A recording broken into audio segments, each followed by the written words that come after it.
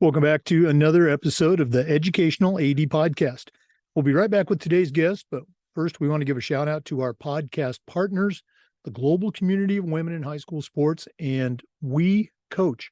These are two great organizations that you should really be a part of. So check out We Coach and the Global Community of Women in High School Sports. Now, let's have a quick word from our podcast sponsors.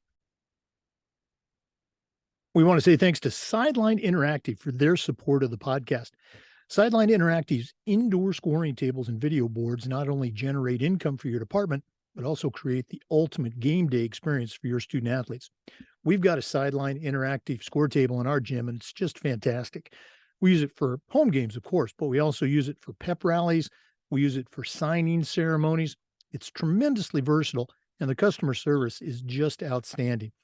Go to sidelineinteractive.com or email them at sales@sidelineinteractive.com to get started. Again, create the ultimate game day experience for your student athletes at sidelineinteractive.com. We also want to thank Hometown Ticketing. Hometown Ticketing has recently acquired Ticket Spigot, and together they're going to provide a stronger and more comprehensive digital ticketing and event management solution for your schools. But for right now, go to hometownticketing.com. They'll show you how to set up and sell your tickets online. They'll show you how to scan the attendees and collect the revenue. And every step of the way, you'll have a dedicated client success manager that's providing hands-on support. That's every step of the way. Hometown will also show you how to sell tickets online for school dances, school plays and concerts, even graduation. You'll find it all at hometownticketing.com. Simple and easy online ticketing. We also want to say thanks to Wall of Fame by Vital Signs. You know, they're on a mission to bring your school's legacy to life. Go to vitalsignswalloffame.com and check out their indoor touchscreen modules that allow you to recognize the athletic achievements of your students, both past and present. If you're looking for a really cool way to display your school's record boards or your school's Hall of Fame, go to vitalsignswalloffame.com. That's vitalsignswalloffame.com. We also want to thank our friends at SnapRaise. Go to snapraise.com and check out their entire suite of platforms designed to help you as an athletic director do your job better. SnapRaise is their fundraising platform. They've helped schools just like yours raise over $700 million. We used it, and our coaches, our parents just loved it. They even have an option where you can get your funding before you actually start your fundraiser. Does anybody else have that? Snap Spend is their money management platform. Snap Store allows you to purchase custom spirit gear.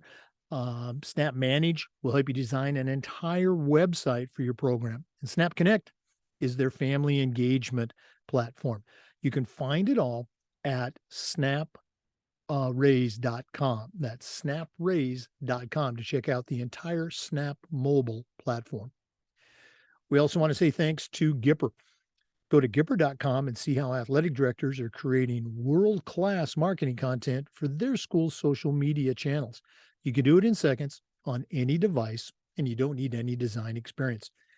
Tell them you heard about it on the podcast. Use our code ADPOD10 and get 10% off. That's Gipper.com. Create custom branded content for your school's social media channel. We also want to say thanks to Huddle. Go to huddle.com and see why over 200,000 teams use Huddle to help their athletes and teams play better. As a football coach, I used Huddle for years, but when I became an athletic director, I made sure our school was a Huddle school. And our coaches just love the smart cameras, the mobile apps. Of course, they love the analytics, but there's so much more.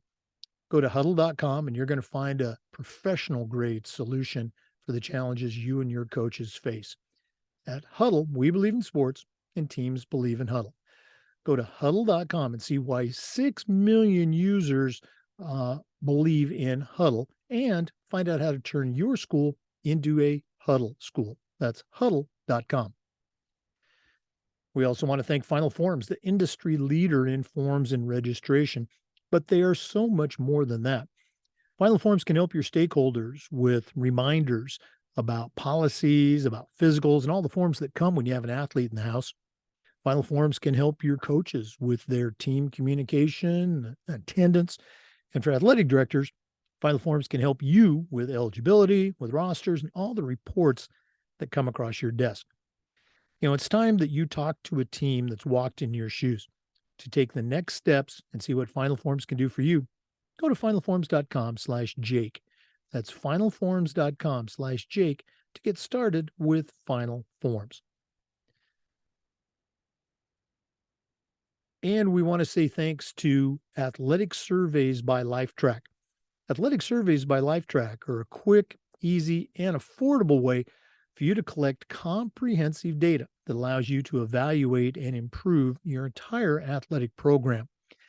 Athletic Surveys also connects you with the 95% of the student athletes and their parents who really love your program and helps you demonstrate the importance that a positive athletic experience has for them. Go to athleticsurveys.com or shoot them an email at info@athleticsurveys.com to get started. If you've never used a survey to take the pulse of your student athletes or your parents, you're really missing out. Talk to the pros at Athletic Surveys by LifeTrack and let them help you take your athletic program from good to great. Hey, welcome back, everyone, to another episode of the Educational AD Podcast. This is our second episode of 2023. We're glad that you're with us, and we have what I refer to as an A-list guest. Our guest today is Molly Grisham. I'm going to guess you've heard that name, but if you hadn't, Molly's a longtime college coach, college instructor, and she is the founder and the lead facilitator of Influence. She's going to tell us a little bit about that later in the show. You can also find out more at mollygrisham.com. She works with teams, she works with athletes, she works with organizations, and I'm going to let her talk now. So welcome to the podcast, Molly Grisham. Thank you so much for having me. It's always a pleasure to just have a conversation about the things that I love, and hopefully some of the things we talk about today will be helpful and useful for your audience. Well, I certainly believe that they will. I want to give a shout out to Candace Fabry. Candace was a guest on the podcast a few weeks ago, recommended that I reach out to you. Actually, I think she connected us. So again, kudos to her for help getting you on the show. So let's go and get started. We always like to let our listeners have a chance to get to know our guests. So give us that origin story, where you grew up, where you went to school, sports, obviously. Maybe take us up to the college years, and then we'll take a quick break and come back and hear more about, your coaching career and how it led to what you're doing presently. So what's that Molly Grisham story? Yeah, absolutely. I grew up in the Midwest, mostly in Illinois. My family moved around a little bit, and sports were always just a part of my life. I grew up in the late 70s and early 80s where we just were outside all the time, a little bit different. And soccer was always my primary sport. That's a sport that I loved. But I played high school basketball as well. And that has come in really handy now as I work with a lot of women's basketball teams to know a little bit about what's going on the floor. But soccer was my love. I just absolutely had a passion for that. But I certainly remember as a kid just being outside with the neighborhood kids, and we would make up all kinds of games and sports and combine all the different rules. And if there are only two of us trying to play wiffle ball, we learned about ghost runners really quick and how to make that happen. So for me, sports was always a really healthy place. It was an opportunity to be moving and connecting and being a part of something bigger than myself, to recognize that for me, at least, most of my sport experiences were team sport experiences. And I found so much value in just being a part of something that I couldn't do on my own. If I was playing basketball, 1 versus 5, that's not very fun, but 5 versus 5 is a little bit different feeling.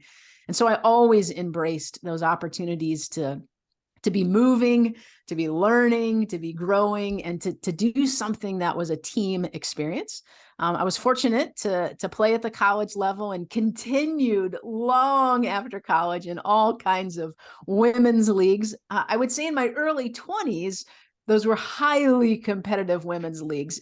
As I've gotten older, in my mind, it's still a highly competitive league. But if I'm being honest, it's not so competitive anymore. But anytime I can be moving and just feeling healthy and stronger, I often say to people, I don't work out now at this season in my life because of how I will look. I work out now so my 75-year-old self will thank me. And so just continuing to be active and continuing to enjoy those sport experiences so I can have a healthy life is important for me. Absolutely. I love the way that you phrase that. You're working out so that your I think you said 75-year-old self will like you. I'm 65, and I'm right there with you. I've got plans. I figure I'm starting my third chapter, so of 30 years or so. So I got a lot of plans. I got things to do. I want to be around to do it. Talk a little bit about that transition from college athlete to college coach. So now you're coaching that next generation. How did that all come about? Yeah, it was I would say luck of the draw, maybe, is how that played out. I didn't intend to go into coaching. I had a job in the communication field waiting for me with a large nonprofit organization. And one day, one of our contract employees, he was an editor, came into the office, and he was from the East Coast. This job was on the East Coast. And he said, Molly, I heard you were a soccer player. And I said, I was. And he's almost looking panicked. His face is like a little white. And he said, can you help me? And I said, well, what do you need? What do you need help with? And he said, I just got signed up to be the parent coach for my son's soccer team. He's like, I'm a hockey guy. I don't know anything about soccer. Could you just like come out and help? And I said, yeah, of course. So now I'm out with some 6 and 7-year-olds teaching them soccer skills. And I thought, this is awesome. I want to do more of this. Well, that led to club coaching and then to high school coaching, and just continued to work my way up the ranks there. And then it was like, well, what's next? The college game is what's next for me. And so made that leap to move into the college game after kind of climbing the club and the high school ladder for a while. But it was not the plan. I did not leave college saying I'm going to be a coach. I had never had a female coach. In fact, I'd never had a full-time coach. So seeing that as a career path just wasn't on my radar.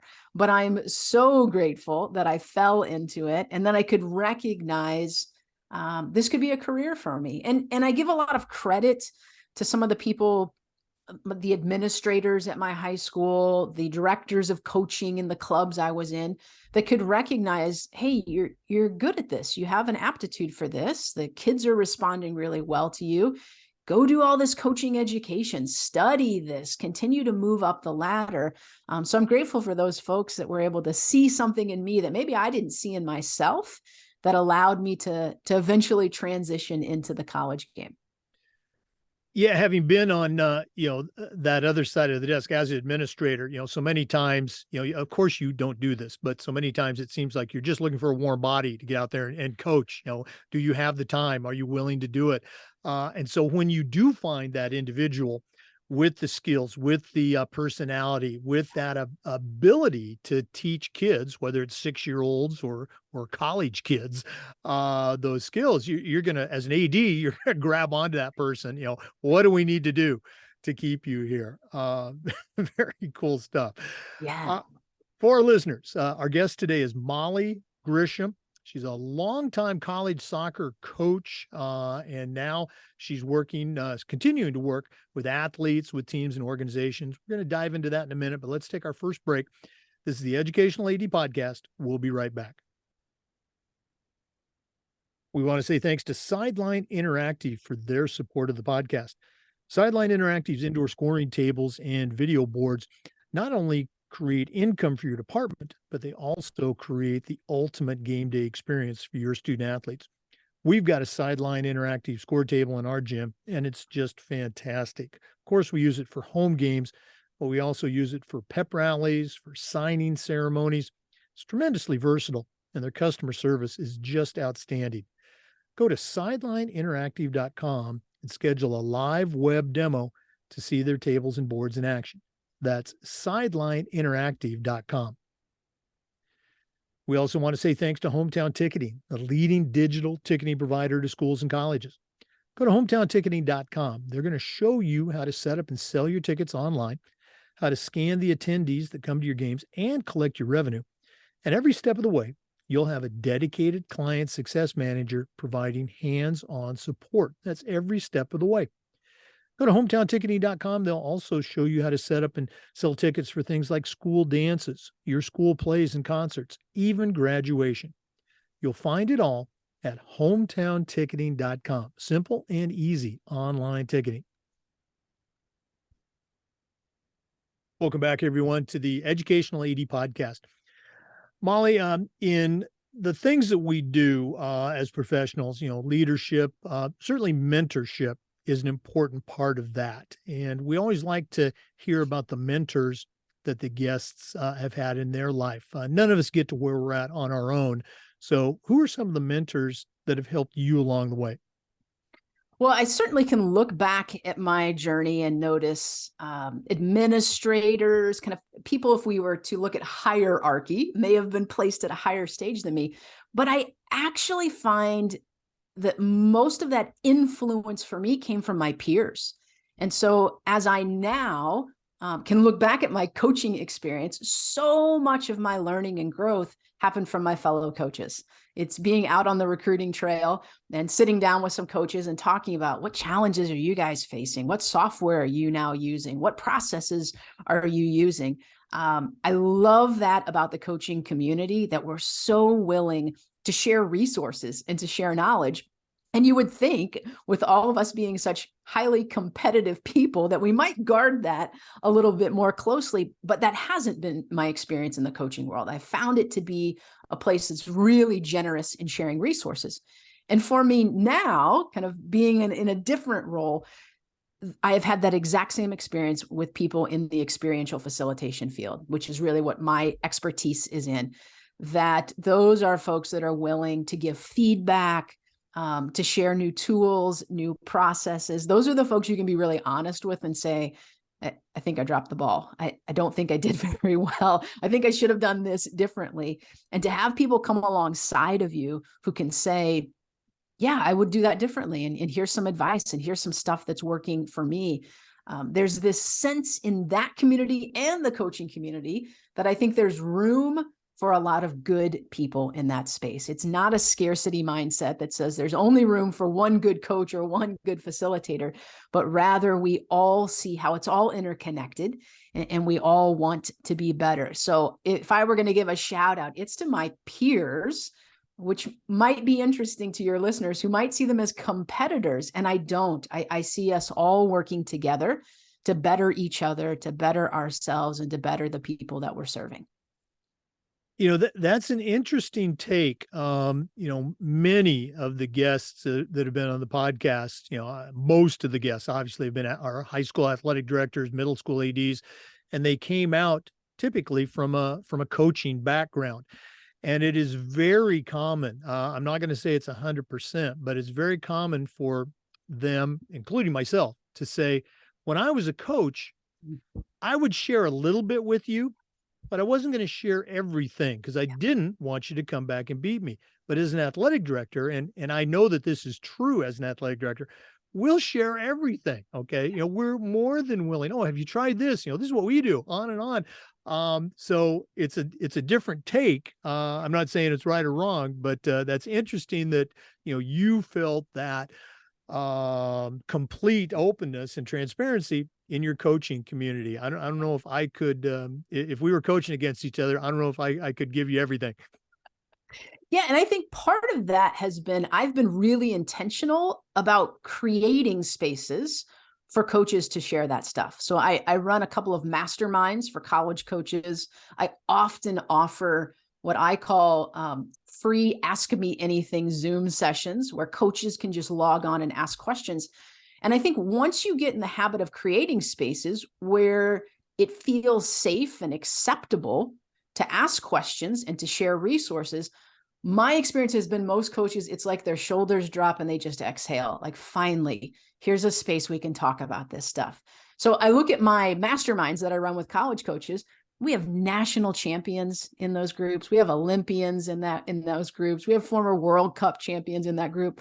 And they are all equally sharing with each other, yeah, here's where I'm stuck. Here's what I can't figure out how to navigate. Here's what I'm frustrated with. And then the group pours into them and shares those resources. So I think part of it is we have to come to this work with an openness and kind of lead the way ourselves and saying, here are the questions I have. Here's where I'm stuck. Here's where I'm struggling. And my experience has been coaches just exhale and relax. Like, finally, we don't have to pretend like we have it all together and we know all the answers, because who would know? And when I look at my clientele, I would say the best, the most high performing coaches I work with are the ones with that mindset. The ones that will sit down behind closed doors and say, help, help me understand this, help me figure this out. The ones that struggle are the ones that have that front of believing that they have to pretend like they have it all together. And so I think we have to be intentional about creating those spaces for people. I think people are hungry for that, particularly right now, just kind of culturally where we're at. Yeah. Again, maybe it's a good thing I've retired from coaching and being an AD. Now, I saw those bullet points on your website, and I want to take a little deeper dive into those in our next segment. But for now, let's go and transition out of mentoring.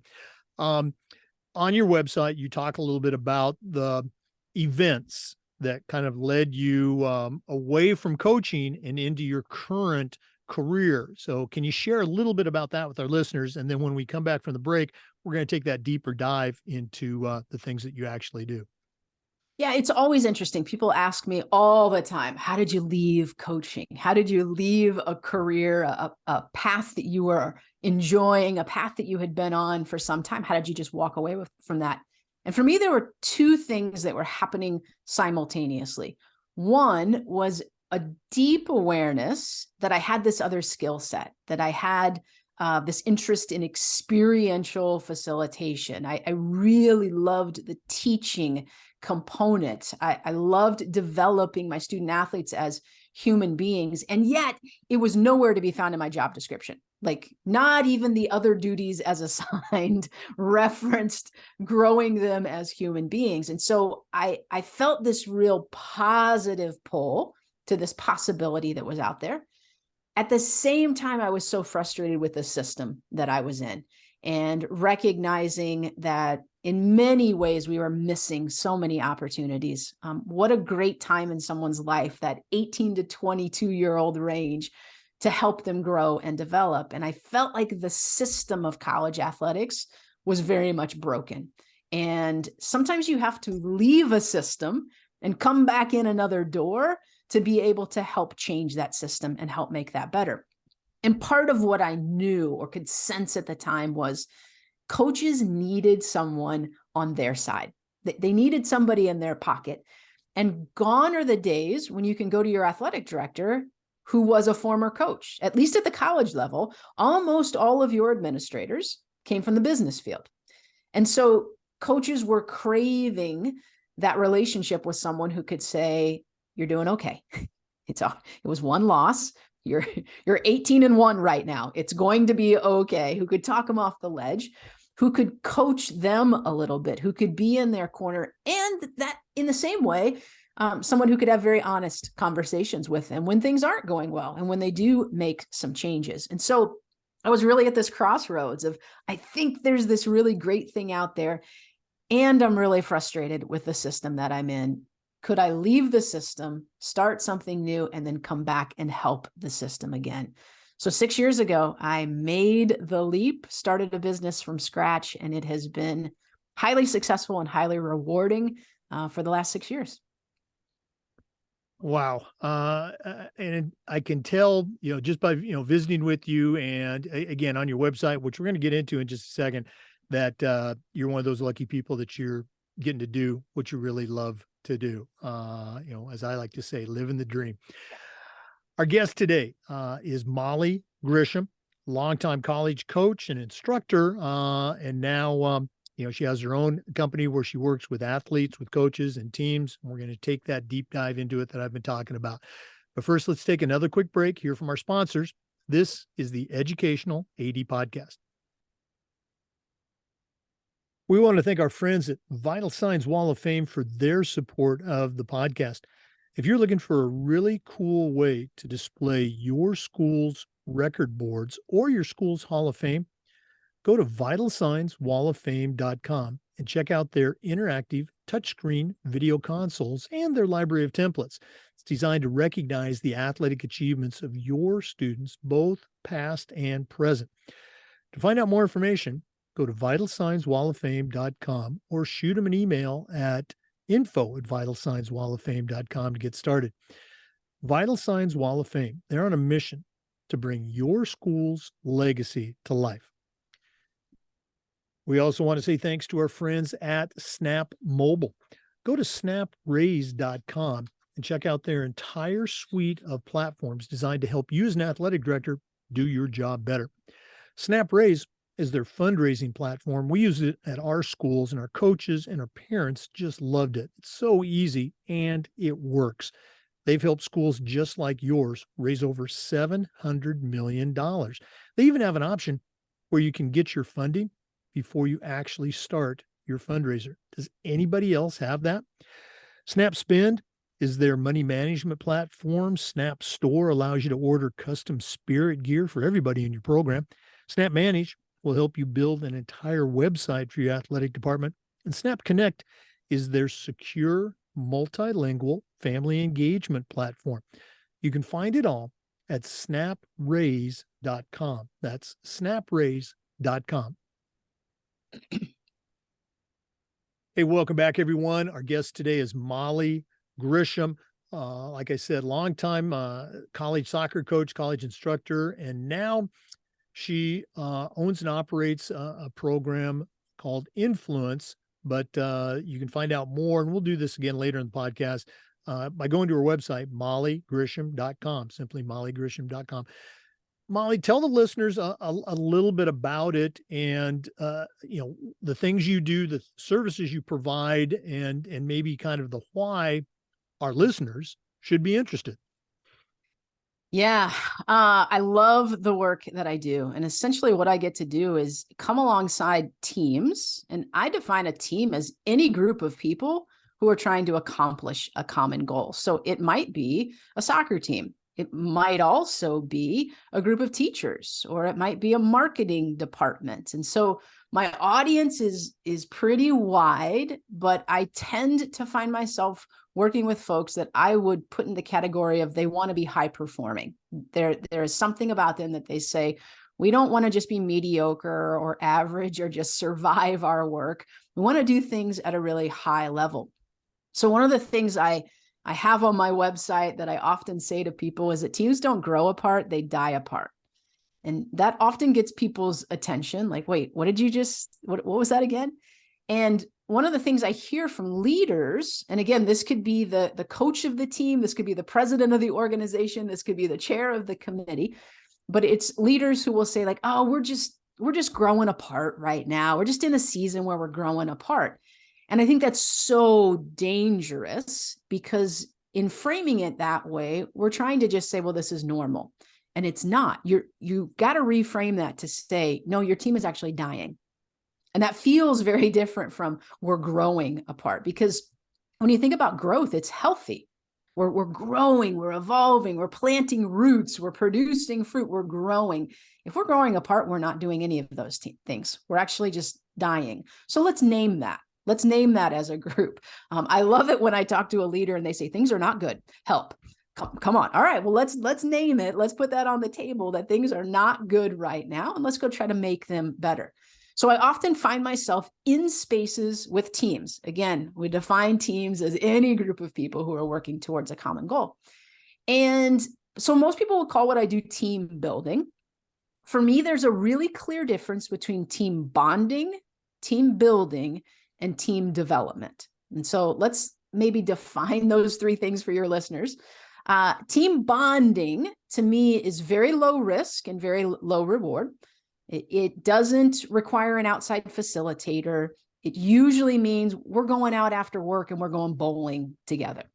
And the idea behind team bonding is if you and I have a shared experience, we went bowling together, we had a few drinks together, we ate some wings together, maybe I will be less likely to try to intentionally cause you harm because we have this shared experience together. So it's very low as we think about bonding, building, and development. Bonding would be the lowest on the list. There's a time and a place for it. But the thing is, we have to keep in mind is team bonding does not lead to transformation.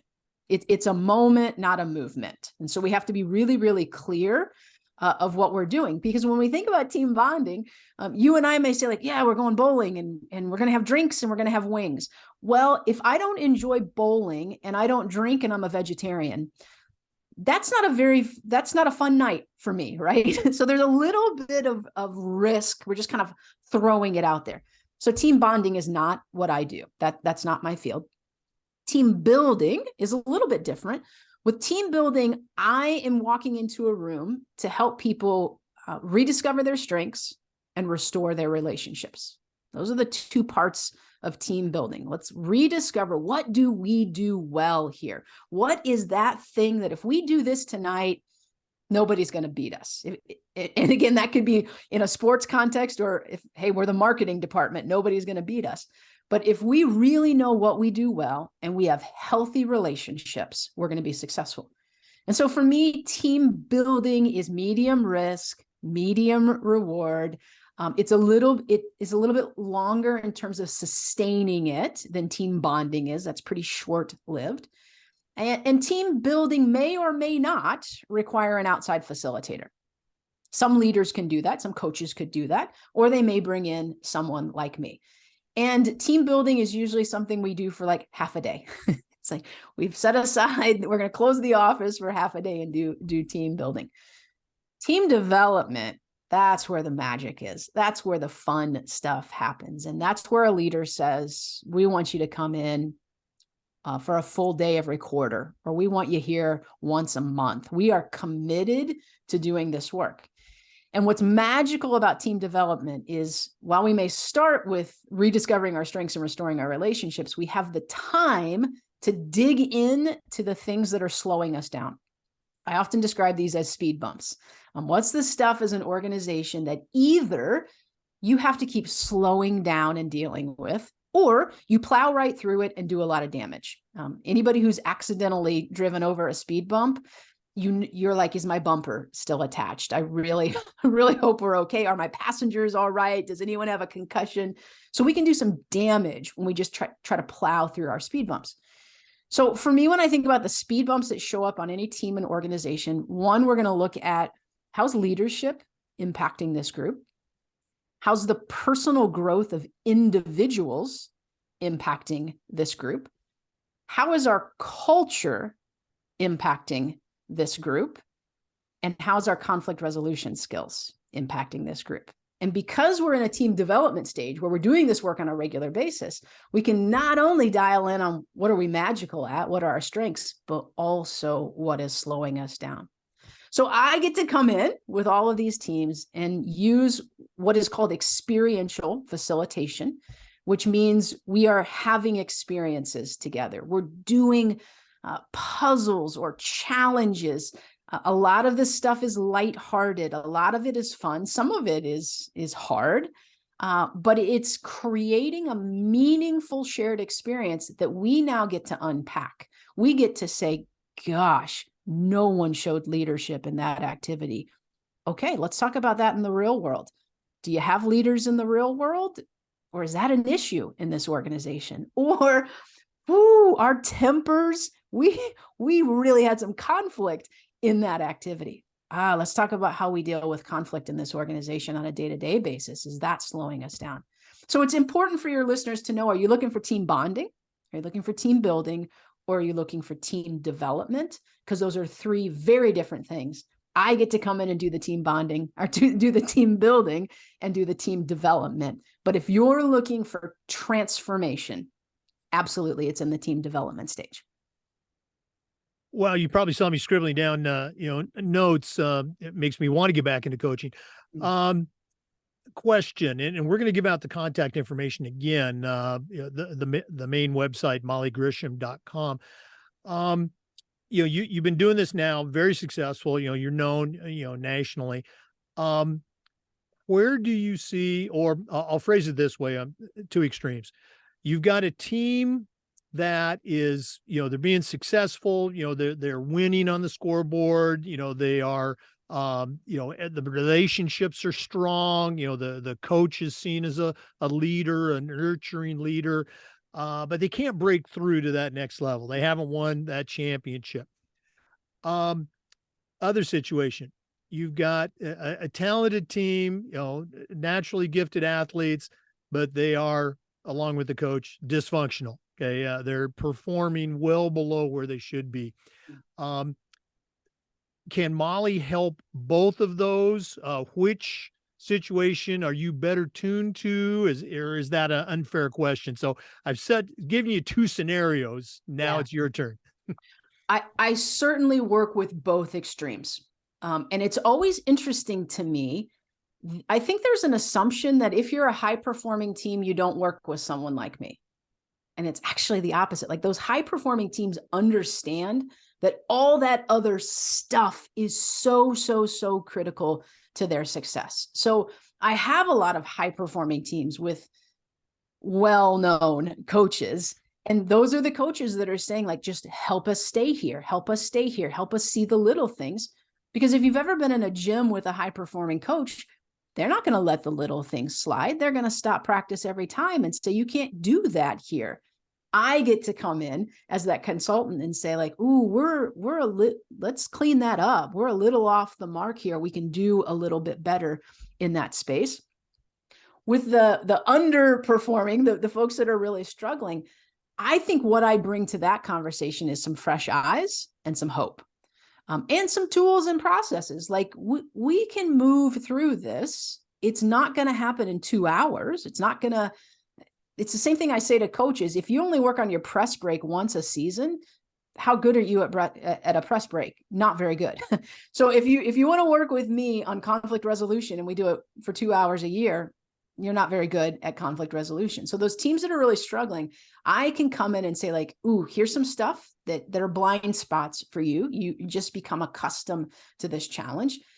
Here's some hope. I know we can move forward. And I think that may be as valuable as anything else I bring, that sense that it's possible we can move through this, and then to give them some tools and processes to navigate that and to talk about their experiences. So the work I do in both of those, I would use the same tools and processes, just for a very different reason. One is to pull that team out that's really struggling, and the other is to keep them as a high performing team. Great stuff. Again, I'm looking at a dozen or 10 times a dozen situations back in my coaching career where I could have used you. Okay. For our listeners today, our guest is Molly Grisham. We're going to take another break. When we come back, we're going to take kind of a laser focus. We're going to have her share some experiences she's had with some of the teams she's worked with. Please stay with us. This is the Educational AD Podcast. We want to say thanks to Gipper for their support. Go to Gipper.com and see how athletic directors and coaches are creating world-class marketing content for their school's social media channels. You can do it in seconds on any device, and you don't need any design experience. It's so easy, even I can do it. Go to Gipper.com, tell them you heard about it on the podcast, and use our podcast code ADPOD10 and get 10% off. That's Gipper.com. Create custom branded content for your school's social media channel. We also want to thank Huddle. Go to Huddle.com. Huddle is how the world sees sports. Over 200,000 teams use Huddle to help their athletes perform better. As a football coach, I used Huddle for years, but when I became an athletic director, I made sure our school was a Huddle school.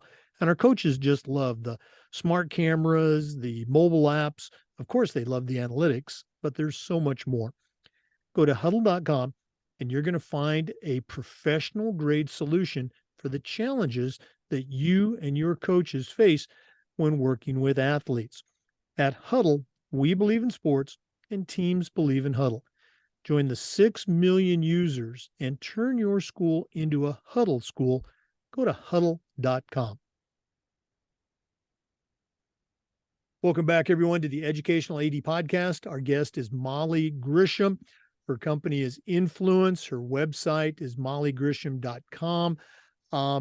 Molly, before we talk about some specific examples of how you have worked with teams, if one of our listeners wanted to reach out, pick your brain a little bit more, find out about all the different services and programs you do provide, and listeners, I think you really should, what's the best way they can get a hold of you? Yeah, go to my website, which you've done a great job of sharing, mollygrisham.com. Lots of different ways to connect with me, certainly over social media. If you want to request a phone call, there's a form you can fill out there. If you just want to email me, you can do that from within the website. But once you're on the site, pretty much every way that you would like to connect with me is available. But certainly if you're wanting to do more than just connect on social media, fill out that form. Tell me a little bit more about yourself. Let's see if a phone call is what you need. And I'd be glad to connect with your listeners and see how I can be a resource or a part of their support system. Yeah, and the website is really well done. So many times you go to a website and it's just, it's like they're teasing you. Give us your cell phone number. And, you do a great job of, talking about the programs that are available and, really user friendly. So that's mollygrisham.com. All right. Let's take that laser focus. You've worked with, teams, you worked with individuals, you worked with coaches.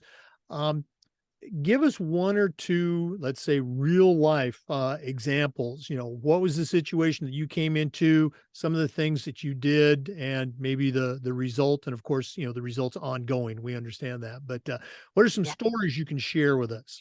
Sure. Oh, so many stories. There are two that come to mind right away. So the first I'll start with is a team that I had been with for several years. So I had really good relationships, saw them once a month. The head coach was great about saying, you lead the way, Molly. We'll have your back. We're with you. We want to do the hard work. We really want to grow them as people. So you lead the way. And so I arrived on campus. My session was supposed to be the next morning, but I'm running into players as I'm kind of coming into our facilities. And they're all saying to me, perfect timing. So glad you're here. Yep. Tomorrow's going to be nuts. And I'm like, whoa. What's going on? They're like, it'll come out in the meeting tomorrow. You'll hear then. I'm like, what is going on? So I go into the coach's offices and I'm like, guys, what's going on? And they said, that's why we hired you. We don't know, but there's tension. People are frustrated. I'm like, oh gosh, I have no idea what's going to come up in this meeting. And the approach as an experiential facilitator is you always want to have an agenda, but you hold it pretty loosely because it's not about me getting through what I need to get through. It's about responding to what shows up for the team. So if we go another direction, we go another direction because that's what the team needed. So I went back to my hotel room. I looked at what I thought my agenda was. I have a handful of tools that I always travel with, and I kind of laid them out on my bed and thought, all right, I have no idea what's going to come up for this team. Here's all the tools I have. Here's all the ways I could use them. I'm just going to go in and trust that they trust me, and we'll see where it takes us. And so I have our team sitting in a circle, which is my standard practice. And in the middle of the room, I put all of these, for the best way I can describe them is they're foam body parts. So it's a foot and it's a heart and it's an eyeball and it's an ear and a nose, and put them in the middle of the room. And as soon as the players walked in, you could feel the tension. There was something going on that hadn't been named yet. And I had a little bit of a suspicion that they were frustrated with one particular teammate because it was very much like we had the team and then we had this one teammate who was a little bit separated, a little bit isolated. And I just had a suspicion that maybe there was something going on with her. but she was a player that rarely spoke up in these sessions. And I just didn't know. So I set those foam body parts down and I said, all right, here's the invitation. I'd like you to think about what you need more of right now. And let's use the human body as a metaphor. So maybe you need someone to listen to you more, and it's the ears. Or maybe you need a little more heart, like you've just kind of shut down your feelings and you need to tap into your feelings. Maybe you need your brain a little bit more because you need to think about something differently. And so I kind of gave them all the options, and then we just sat there. I thought, oh my gosh, is anybody going to go? Like, what are we going to do here? And sure enough, after a few moments of silence, this particular player, who come to find out they were all very angry with, walked up and picked up the foam hand, sat back down and said, I need a hand. And then proceeded to share that in the past week, 2 people very close to her had been killed. And she had not shared that with anyone on the team. And all of a sudden, you just watch everybody melt into their chairs. Like, she became human again for her teammates. And so all this tension, all this frustration of why does she separate herself? Why does she isolate herself? Why isn't she with the team 24/7? It all made sense. But they needed a way to talk about that. Like, she wasn't just going to walk up in practice and say, hey guys, let me just tell you what's going on in my life. But being able to grab this foam hand and say, I need a hand, and here's what's going on in my life, really was a transformational moment for that team. For her to be able to give voice to what was going on in her life, and for her teammates to be able to hear that. And so much of my work is giving people tools or processes to talk about the things they're not ready to talk about. At 19, 20 years old, she wasn't ready to say, everyone, I know that I've been isolating myself and I can sense the tension and the distance between you and I, and here's why I'm acting the way I'm acting. She couldn't do that, but she could say, I need a hand, and here's why. And then you just watch everybody just melt. An absolutely transformational moment for that team. Another example I can give you is a team I worked with, again, for many years. So they were familiar with the tools and the processes that I use. But one of the things I always travel with is about 300 photographs. And so oftentimes I will have those spread all around the room or put on tables off to the side. And I'll ask people to select a photo that represents something. So maybe with leaders, we'll say, select a photo that you feel like represents healthy leadership, or select a photo that you feel like represents your role on this team. Because again, people can't always tap into the language part of their brain, but they could hold up an image and say like, oh, it's kind of like this, and here's why I picked this. So I was working with this particular team, and we had the photos all around the room, and we had taken a little bit of a turn in our session. And again, that's my job as a facilitator, to navigate that. And we had hit a point where one of the upperclassmen, so she'd been working with me for a few years, was trying to articulate something. And she was saying, guys, the challenge on our team is, it's like, like she just couldn't, she was so stuck. You could see it was in her head, but she couldn't figure out how to articulate it. And she said, wait. She walked over to all the photographs, found the photo she wanted, and came back. And she said, guys, this is our problem. It's like this. And that's all she had to say. And everybody was like, yep, that right there. That's our issue. And so that became the launching point to like, okay, let's unpack that. Why did you pick that image? What's in that image? Why is that like our team? How is that a speed bump for us? How is that slowing us down? What strengths do we need to lean into to navigate that? But it took her being able to hold up that photo and say, it's like this. And everybody just went, yes, it's just like that. So my work often gives people a way to talk about the things that they want and need to talk about, but they don't quite have the language to be able to articulate that.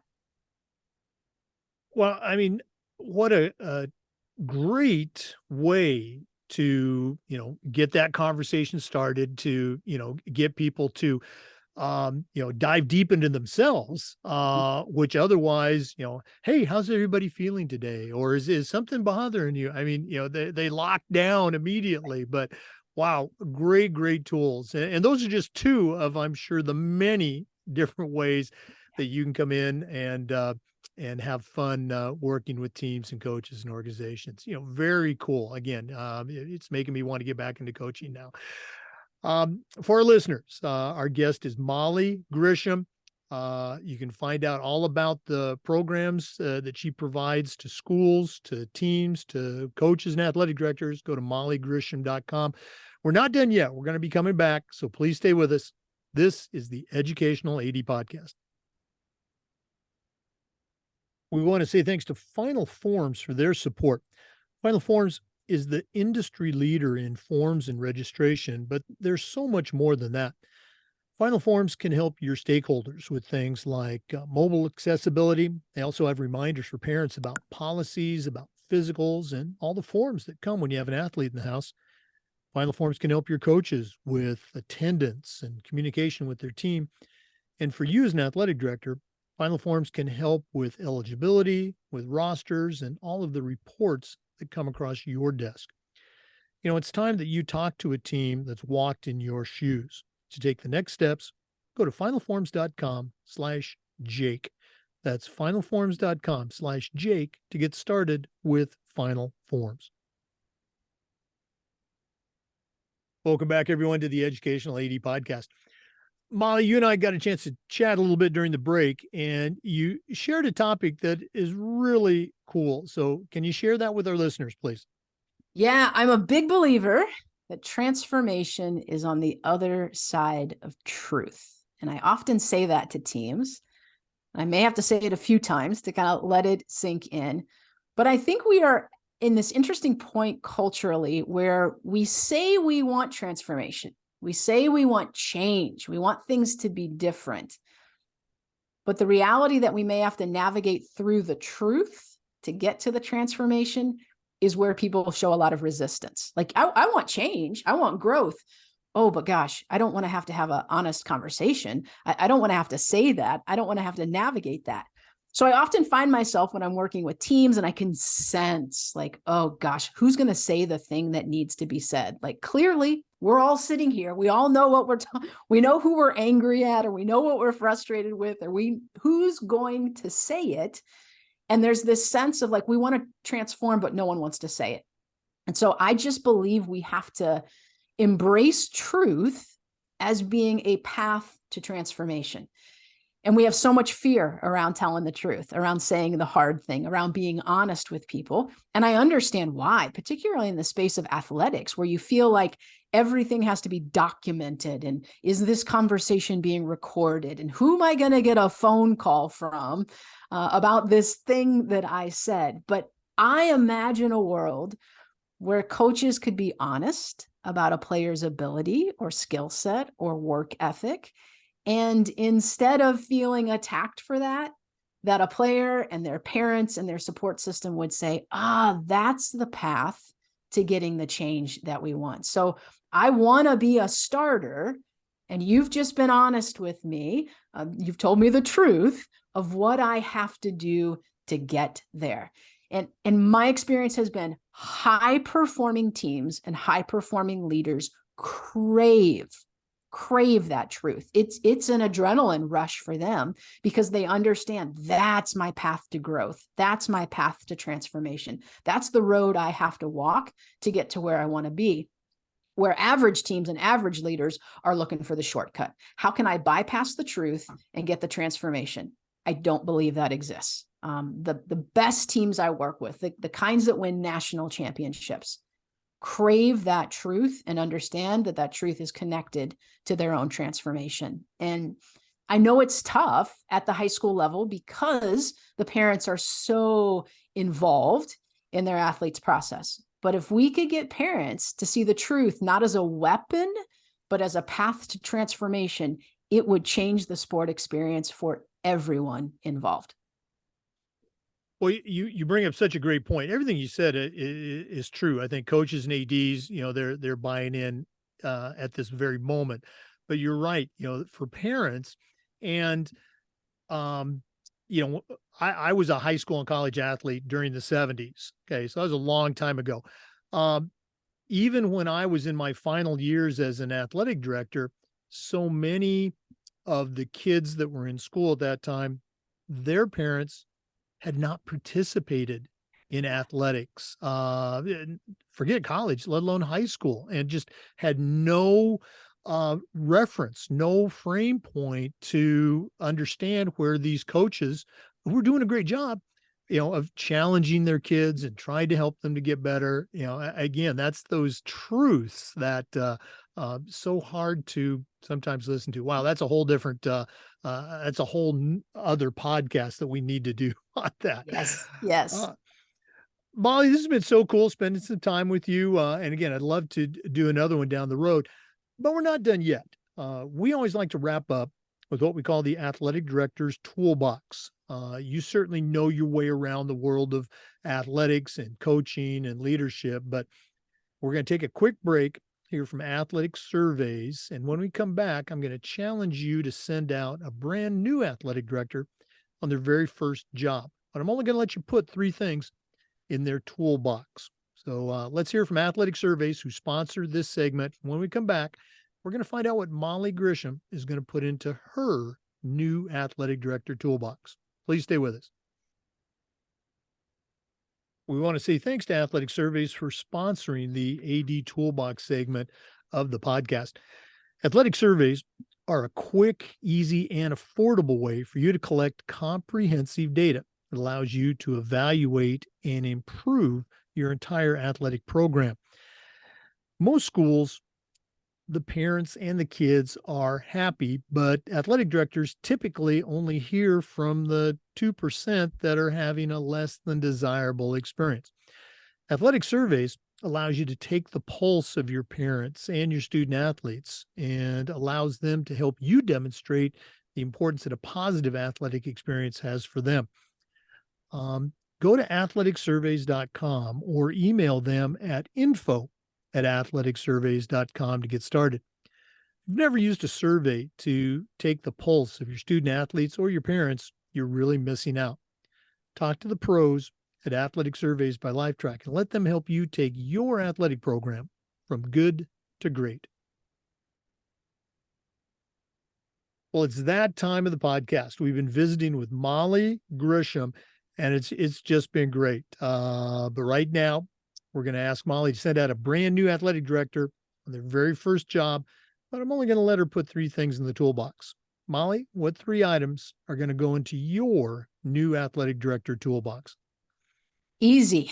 Well, the hard part is only giving 3, right? Like my work is all about giving people a bigger toolbox, but we'll focus on 3. All 3 you can find on my website. So easy to find these.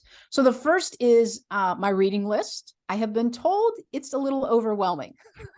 It's pretty lengthy, but those are all books that I've read, and I've broken them down into different categories.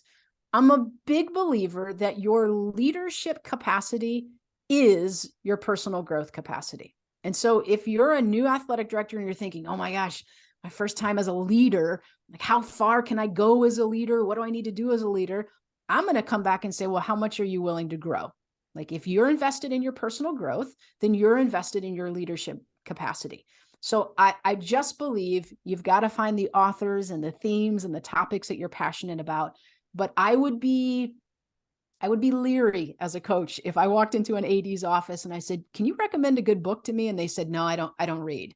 That would be a red flag. That would be a red flag to me. So would love for you to check out that reading list. Lots of different categories, lots of different ways you can grow as a human, which impacts your leadership capacity. The second would be, I would love to have you on my list that I call light bulb moments. And that's my mailing list that goes out every other Wednesday. And what light bulb moments are, it's exactly what it sounds like, but it's the moments that I've been working with a team or a group or an individual that I have felt like, oh, I get it now. I see it differently now. And so what I share in that mailing is, here's a moment, a real life experience, and here's what I learned from that. And most of those are about a 3-minute read. They come out every other Wednesday. They're not spammy. It's designed to be educational content. I have a lot of ADs who share those with their coaches. They use those as talking points in staff meetings. But it really is, this is real life, and this is the lesson that came from that. So for an AD who's thinking, how do I build out curriculum, and how do I help my coaches develop, use those. They're designed for that purpose. And then the third thing I would love to have people look at is, on my store, I sell what I call check-ins. And so this would be a great tool for an athletic director who's having to run a staff meeting with all of these creative coaches who often have a lot of energy, like, oh, how do I connect with them? Check-ins are a tool that allows us to connect with our people. It allows us to get a sense of how are people doing, kind of what's in the room. It gives them some tools and some processes and some ways to talk about things.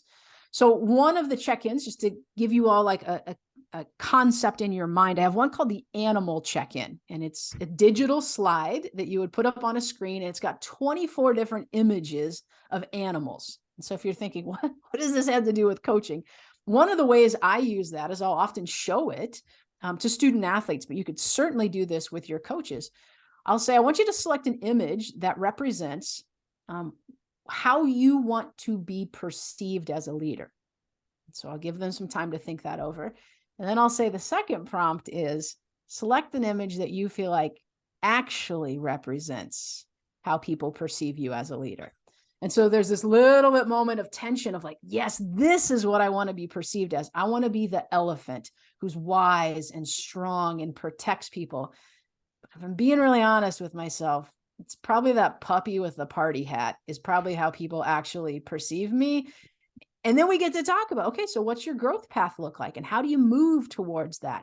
So there's all kinds of check-ins on my website. And I have found those to be a really, really helpful tool that people can use to have conversations. Again, so much of my work is, can I give them a way to talk about something?